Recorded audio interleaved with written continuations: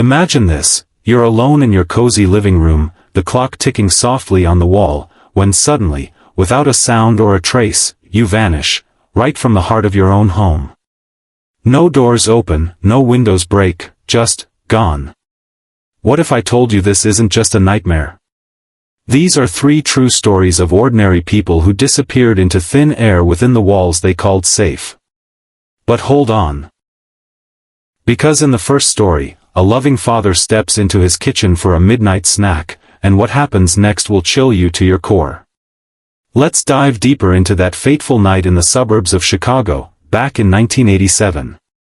The air was thick with the scent of autumn leaves decaying outside, and inside the Lang household, the atmosphere was one of quiet domestic bliss. David Lang, a sturdy man with calloused hands from years of turning wrenches at the local auto shop, had just finished reading a bedtime story to his daughter Sarah, who was 6 at the time. The book was an old favorite, The Adventures of Tom Sawyer, and David's voice had animated the characters with such enthusiasm that Sarah's giggles echoed down the hallway. His son Tommy, 4 years old and full of boundless energy, had already conked out in his racecar-shaped bed, clutching a stuffed bear that David had won at a county fair years ago. Emma, David's wife of 12 years, was upstairs in their master bedroom, her soft breathing a testament to the exhaustion of a day spent managing the household and her part-time job as a seamstress. She had sewn a new dress for Sarah that day, a pretty blue thing with white lace trim, and the remnants of thread still littered the sewing table in the corner. David, feeling the familiar pang of hunger that often struck him after the kids were down, whispered to Emma, "I'm just going to grab something from the kitchen. Won't be long."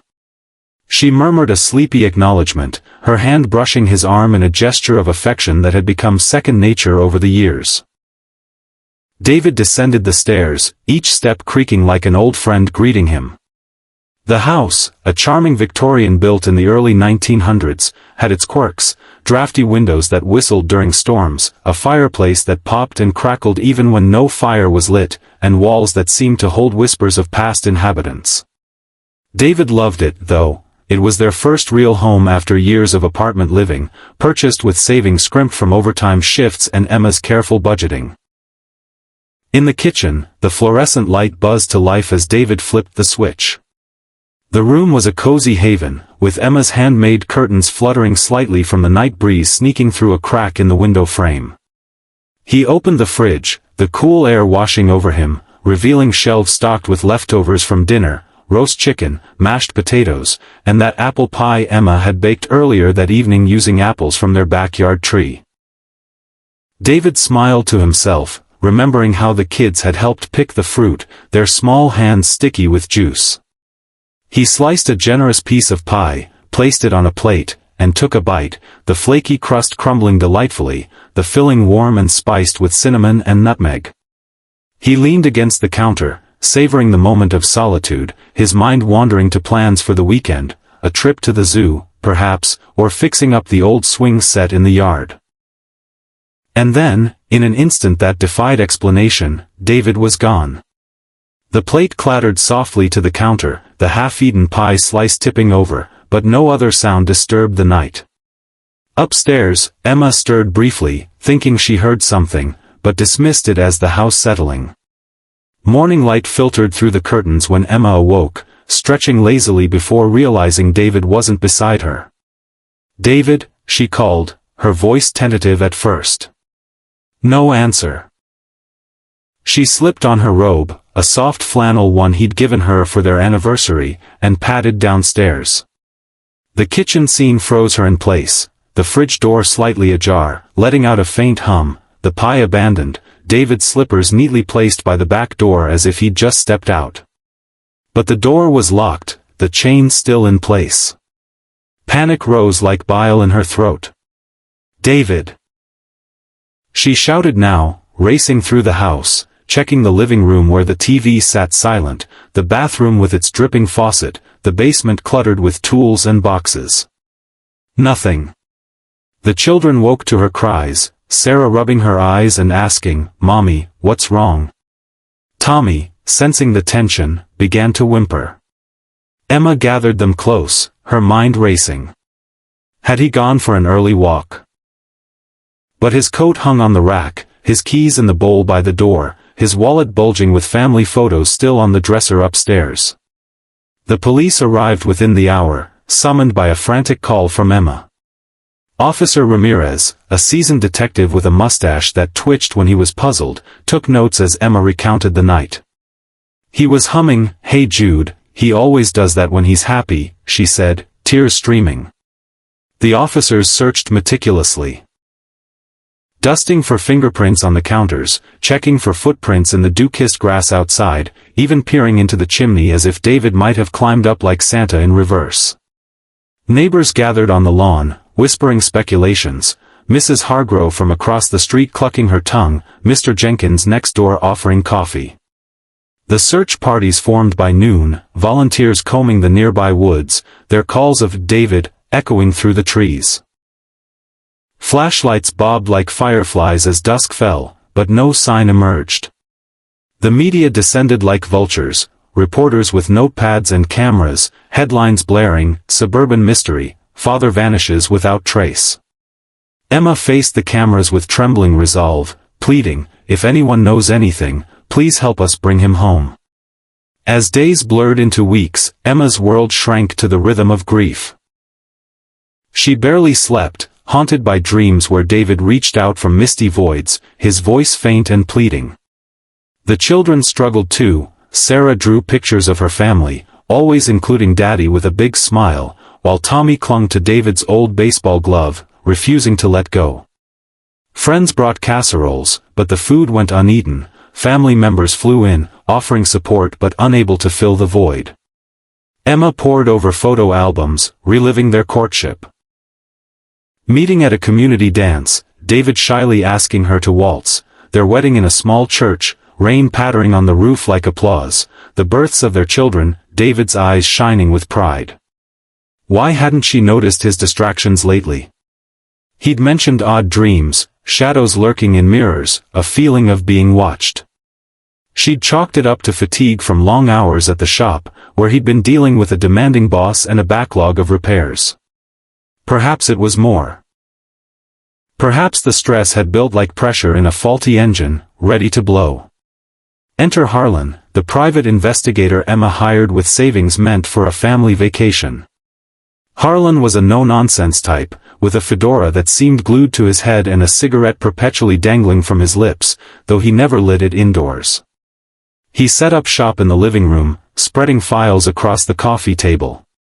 "Let's start with the basics," he said, his voice gravelly from years of late nights. Financials checked out, no debts, no secret accounts. No enemies. David was beloved, coaching Little League on weekends, volunteering at the church soup kitchen. But then Harlan found the journal in the garage, tucked behind a toolbox. The entries were sporadic but revealing. Woke up again feeling like the walls are closing in. Saw a doorway in the bathroom mirror last night, swear it wasn't a reflection. Emma read them with wide eyes, her hand over her mouth. "He never told me," she whispered. Harlan nodded. Sometimes people hide their demons to protect the ones they love. They installed cameras throughout the house, small, blinking eyes in every corner, hoping to capture any anomaly. Nights were tense vigils, Emma and Harlan sipping coffee, watching monitors flicker with empty rooms. The children slept fitfully, Sarah once claiming she heard Daddy's humming in the vents.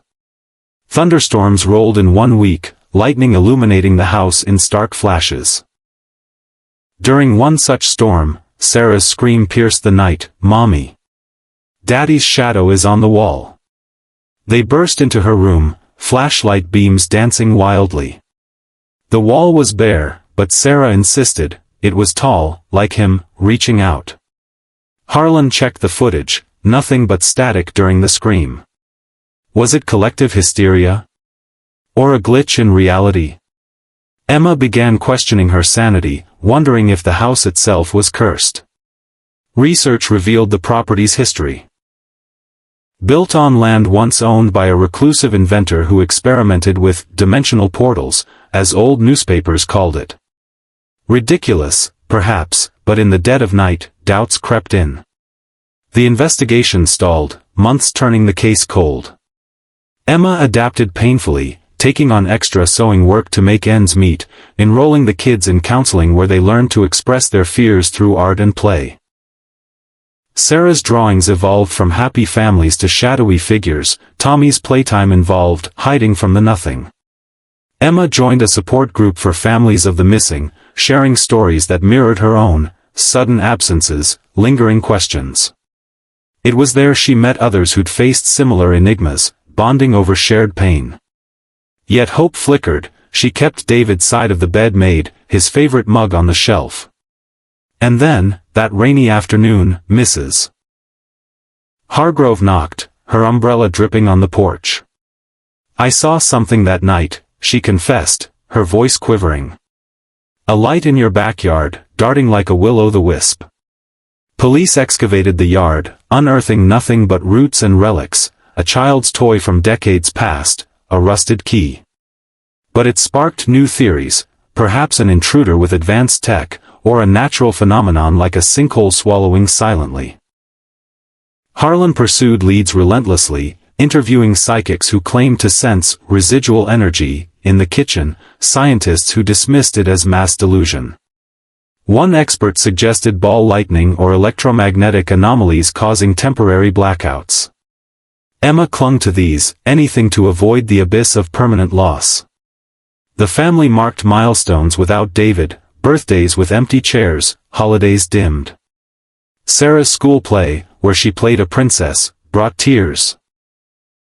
Tommy's first lost tooth, placed under the pillow with a note wishing for Daddy's return.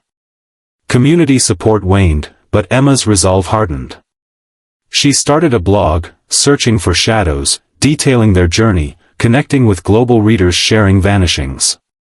It became therapy, a way to process the unrelenting ache. Then came the phone call, shattering the midnight silence like glass.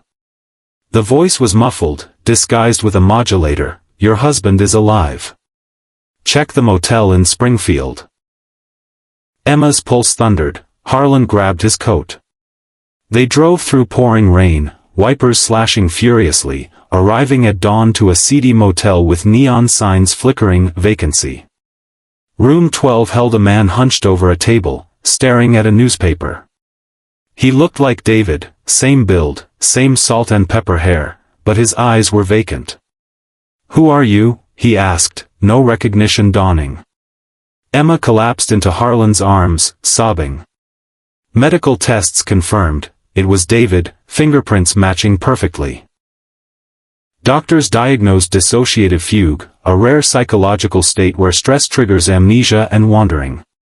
David's hidden trauma, a childhood accident where he'd witnessed his brother's drowning, buried deep, had resurfaced amid work pressures and those eerie dreams. Reunion was bittersweet. David returned home a stranger, relearning his life through photos, stories, and tentative touches. Therapy sessions were grueling, family counseling where emotions spilled like uncorked bottles. Emma's anger at his silence, the kids' confusion. David struggled with fragments of memory, piecing together the night, a blackout in the kitchen, an urge to flee into the night, hitchhiking away in a daze. Challenges abounded, trust rebuilt brick by brick, routines re-established. But resolution bloomed. David sought professional help, advocating for mental health awareness in interviews. The family grew closer, vacations planned with open communication. Sarah and Tommy thrived, their father's return a miracle. Emma reflected, "We vanished too, in our grief, but love pulled us back." Their story inspired seminars, books, even a documentary, emphasizing that internal vanishings are as real as physical ones. Shifting gears to our second tale, nestled in the misty hills of Oregon in 2005, where fog clung to the evergreens like secrets.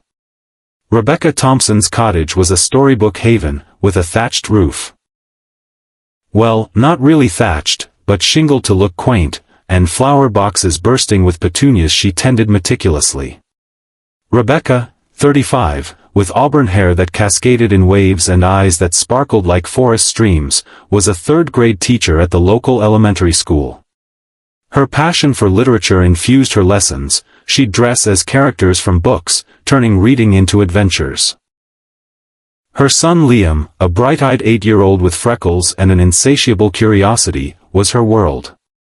Fatherless since birth, Rebecca's high school sweetheart had bolted upon learning of the pregnancy. They formed an unbreakable duo. Evenings were rituals, dinner at the wooden table carved by Rebecca's late father, homework with hot cocoa, and bedtime stories where Rebecca's voice wove magic. That autumn night, leaves crunching underfoot outside, Rebecca tucked Liam in with a kiss on his forehead. "Sweet dreams, my little explorer," she said, ruffling his hair. He grinned, clutching his stuffed owl, a gift from her. Downstairs, the living room welcomed her with the fire's gentle crackle, casting dancing shadows on bookshelves lined with classics, Jane Austen, Tolkien, poetry by Frost. She brewed chamomile tea, the steam-carrying herbal calm, and settled into her armchair, upholstered in faded velvet. The novel in her hands was The Secret Garden, a favorite for its themes of renewal. She read a chapter, murmuring lines aloud, the words blending with the wind's sigh outside. Liam, in his room, heard her soft voice through the thin walls, a lullaby of sorts. Morning dawned crisp, sunlight piercing the curtains. Liam padded downstairs, expecting pancakes and her warm hug. Instead, silence. The teacup sat cold, book splayed open to a passage about hidden doors. "Mom?" His voice echoed. Fear gripped him. He ran outside, barefoot on the dewy grass, calling neighbors. Authorities swarmed. Sheriff Dawson, a burly man with a kind heart, coordinated searches. Helicopters thrummed overhead, rotors chopping the air. K-9 units sniffed Rebecca's scarf, tails wagging eagerly. The cottage was sealed, doors locked from inside, windows latched, no signs of intrusion. Liam, bundled in a blanket at his Aunt Clara's house nearby, drew his mom repeatedly, crayons scratching paper. Clara, Rebecca's older sister, a no-nonsense accountant, held him close, her own eyes brimming. Interviews revealed Rebecca's hidden battles, postpartum depression that lingered like fog, exacerbated by single parenthood and teaching demands. Colleagues noted her fatigue, students her occasional distant stares. She said she felt invisible sometimes, one friend confided. The community mobilized, vigils with candles flickering in the wind, flyers plastered on lampposts showing Rebecca's smiling face, search parties trekking misty trails. Liam's world shattered, school became a blur, friends' questions stinging. He blamed himself. Had he been too needy? Nights brought nightmares of empty rooms. Clara shared stories of Rebecca's youth, sisters building forts in the woods, dreaming big. Hope dimmed as weeks passed, media coverage waning. Then, a hiker discovered her scarf on a branch deep in the forest, miles from home. Trackers followed, boots sinking in mud, leading to a sheer cliff above a turbulent river. Divers plunged into icy waters, emerging empty-handed. Suicide whispers circulated, crushing Clara. Liam overheard, his small fists clenching. "Mom wouldn't leave me," he insisted. The journal found by a fisherman downstream, pages swollen but legible, unveiled depths, days blur, "I feel like I'm fading, swallowed by routines. Liam deserves better." It painted a portrait of silent suffering, anxiety gnawing unseen. Searches redoubled, volunteers combing riverbanks with flashlights and hope. Miraculously, in a hidden cave etched by erosion, they found Rebecca, alive, though frail, curled in fetal position.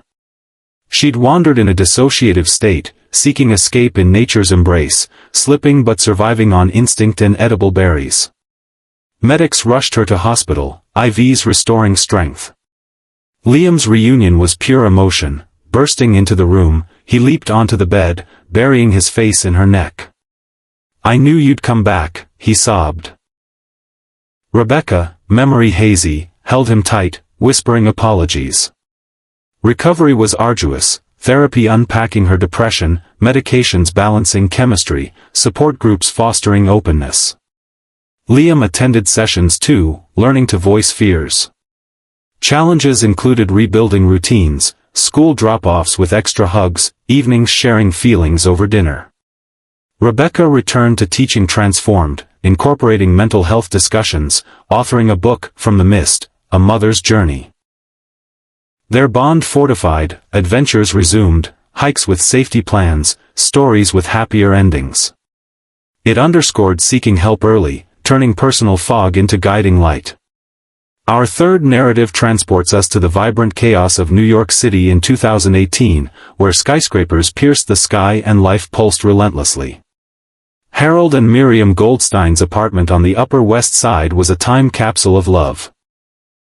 Walls adorned with photos from 50 years together, shelves groaning under travel souvenirs, from Parisian Eiffel Tower replicas to Egyptian scarabs. Harold, 72, with a shock of white hair and wire-rimmed glasses, had retired from accounting, now filling days with crossword puzzles and park walks. Miriam, 70, her once dark curls silvered, had been a nurse, her hands still gentle from years of care. Their routine was comforting. Breakfast with bagels and lox, evenings with card games, gin rummy their favorite, laughter echoing as points tallied. That winter evening, snow blanketing Central Park visible from their window, they dined on Miriam's chicken soup, steam rising aromatic with dill. Harold excused himself to the bathroom, a small tiled space with a clawfoot tub and medicine cabinet stocked for ailments. Miriam heard the door click, the flush, water running. Then quiet. Washing dishes, she called, "Harold, everything okay?" No reply. She knocked, entered, empty. Slippers by the toilet, towel neatly folded. Panic surged, she checked closets, under beds, even the fire escape. Neighbors pounded doors, police arrived, flashlights sweeping. The apartment locked, no elevators dinged, stairs silent. How? Investigators baffled, no forced entry, cameras showing nothing. Miriam, voice steady despite trembling hands, detailed their life, no enemies, just devotion. Searches sprawled, subways scanned, parks combed amid flurries. Grandchildren arrived, Rachel from Boston, a lawyer with Harold's determination, Ben from LA, a musician echoing Miriam's creativity. They shared memories, family seders with Harold's booming blessings, vacations where Miriam photographed everything. Harold's dementia loomed, forgotten appointments, misplaced items, but mild. Miriam's nights alone were torturous, bed vast, echoes of his snores absent. Meals solitary, cards untouched. Community rallied, synagogue prayers, flyers in delis. Months ground on, hope thinning like melting snow. Then, a security guard's tip, an elderly man wandering nearby, confused. Miriam rushed, heart hammering. In an abandoned storage room, Harold huddled, unkempt but alive. A dementia fugue had struck, he'd exited via a forgotten service door, meandering lost until sheltered. A passerby had helped anonymously. Reunion overflowed, Miriam's embrace, grandchildren's cheers. Medical interventions followed, doctors prescribing routines, apartment adapted with alarms and trackers. Challenges navigated, Harold's frustration with lapses, Miriam's exhaustion caregiving. Yet, they resolved with grace, cherishing moments, park benches shared, stories retold. Harold volunteered at senior centers, raising dementia awareness. Miriam wrote letters to lawmakers for better support. Their enduring love inspired, proving age doesn't dim resilience. Expanding these narratives reveals patterns. Vanishings often stem from inner turmoils, stress, depression, cognitive slips, masquerading as mysteries. But through perseverance, community, and vulnerability, reclamation is possible. It's inspiring, acknowledge shadows within, seek light through connection. Life's fragility demands we hold loved ones close, communicate openly. These stories, though harrowing, affirm humanity's capacity for healing. If they resonated, like this video and subscribe for more soul-stirring tales. Thanks for joining.